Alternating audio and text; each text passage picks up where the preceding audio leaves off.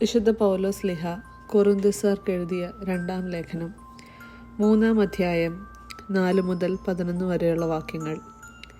ഇതാണ് ക്രിസ്തു വഴി ദൈവത്തിലുള്ള ഞങ്ങളുടെ വിശ്വാസം. സ്വന്തമായി എന്തെങ്കിലും മേന്മ അവകാശപ്പെടാൻ ഞങ്ങൾ യോഗ്യരല്ല. ഞങ്ങളുടെ യോഗ്യത ദൈവത്തിൽ നിന്നാണ്. അവിടുന്ന് ഞങ്ങളെ എഴുതപ്പെട്ട നിയമത്താലല്ല, ആത്മാവിനാൽ പുതിയ ഉടമ്പടിയുടെ ശുശ്രൂഷകരാകാൻ യോഗ്യരാക്കിയിരിക്കുന്നു. എന്തെന്നാൽ എഴുതപ്പെട്ട നിയമം വൃദ്ധിപ്പെടുത്തുന്നു, ആത്മാവ് ജീവിപ്പിക്കുന്നു.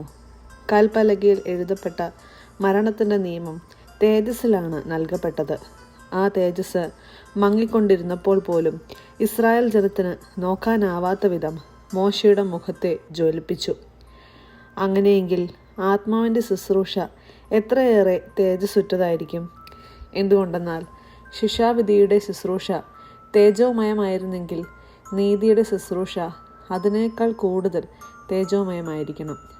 ഒരിക്കൽ പ്രക്ഷോഭിച്ചിരുന്നത് അതിനെ അതിശയിക്കുന്ന മറ്റൊരു ശോഭ മൂലം നിഷ്പ്രഭമായി തീർന്നു. മങ്ങി മറഞ്ഞു പോയതുപോലെ തേജസ്സുള്ളതായിരുന്നെങ്കിൽ നിലനിൽക്കുന്നത് തീർച്ചയായും അതിനേക്കാൾ തേജസ്സുള്ളതായിരിക്കണം. നമ്മുടെ കർത്താവായ മിശിഹായ്ക്ക് സ്തുതി.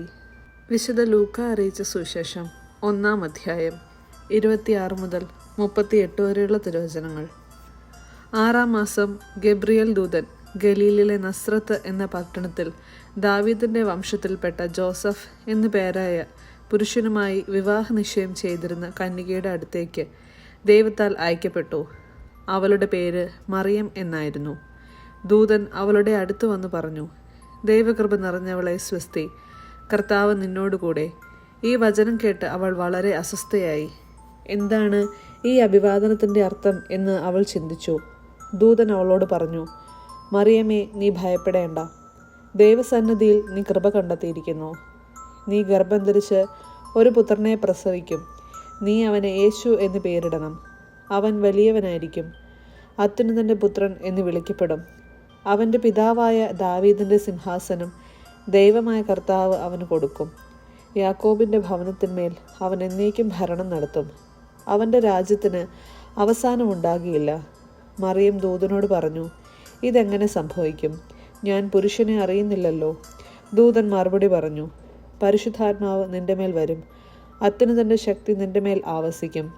ആകയാൽ ജനിക്കാൻ പോകുന്ന ശിശു പരിശുദ്ധൻ, ദേവപുത്രൻ എന്ന് വിളിക്കപ്പെടും. ഇതാ നിന്റെ ചാർച്ചക്കാരി വൃദ്ധയായ എലിസബത്തും ഒരു പുത്രനെ ഗർഭം ധരിച്ചിരിക്കുന്നു.